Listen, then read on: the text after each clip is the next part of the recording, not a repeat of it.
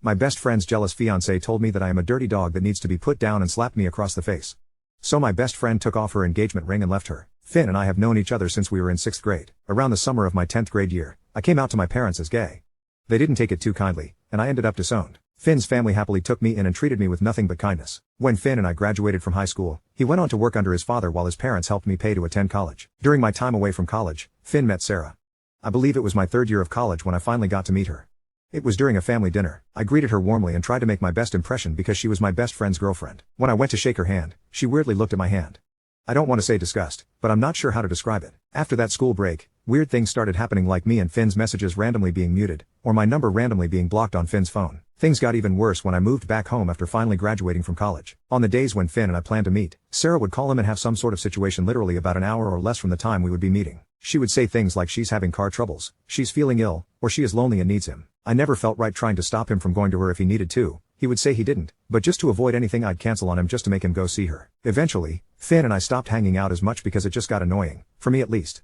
We would see each other at family gatherings, but that would be about it. Fast forward to January of this year, Finn proposed to Sarah. Everyone including myself had been over the moon for them. Let me be the first to say this has been the shittiest time ever. To start, she puzzled everyone by immediately making a post on her Instagram story with a picture of her and Finn. She captioned the picture better than the rest, with a kissing emoji.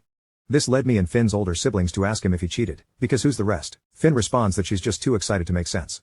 That made no sense to me either, but not my circus. With their wedding coming up soon, their planning has been nothing short of a nightmare. Her family for some reason doesn't want to help with the cost of the wedding, which isn't their obligation, so I get it. But we as a family decided to all pitch in and help them get the best wedding possible. Finn only had one request, and that was me being his best man. She initially agreed, but after a few weeks, she came back and said that me being the best man wouldn't be possible because she wanted that spot for her brother. This caused some trouble for them, and things were almost called off until I had just talked to Finn and was just like, "It's fine, just let her have it and enjoy your day. Don't let me be the reason you lose what you two have."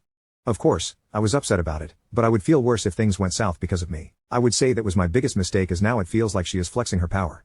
Recently, during another family dinner, she brought up seating and showed us a few pictures. Why would I not be surprised that she sat me at a table away from those I would call my family? When she showed us, I got a few glances from Finn's parents and siblings, and damn, I might be a doormat, but I was just fine with it if the wedding still got to happen. I figured that I would at least speak to one of Finn's family members or Finn himself tomorrow, since that's when we meet for dinner, but I was a bit surprised when Finn dropped by my apartment today. I guess he noticed my hesitancy since he asked me what was going on.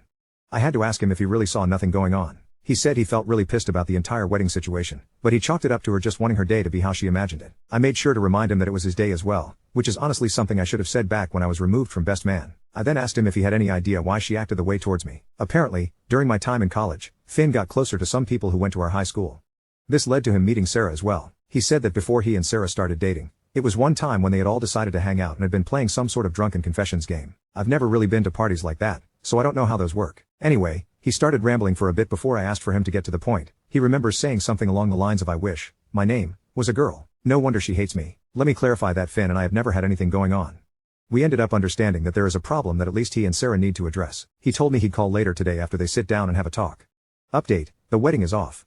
Sunday dinner rolled around and everyone came by. I knew he had spoken to Sarah because she was giving me a death glare from across the table. At some point, Finn pulled both me and Sarah outside to the backyard.